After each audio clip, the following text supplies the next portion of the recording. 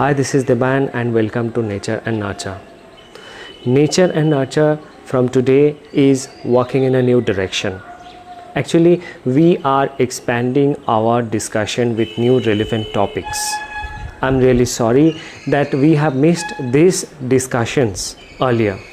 But without losing any time, let's start the discussion. Till date, we have discussed many topics regarding child development, parenting, and nurturing. Because these are the main motto of nature and nurture. The term nature refers to Mother Earth as well as the nature of a child. And the term nurture, as you know, is very much relevant to parenting.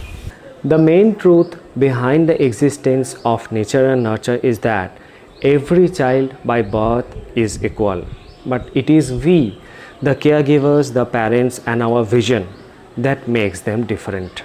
As we know, the parenting starts from the day our baby makes her first cry, but it is actually starts even before that.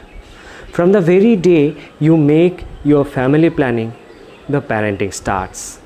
To be a parent is not a matter today, but to be a good parent, conceiving a healthy baby and fostering a good child is really a matter. Those who are would-be parent passes through many physiological and psychological changes. Especially a mother, they face many critical problems. From the very beginning and even before the beginning, time has taught us many lessons. We have also faced many problems.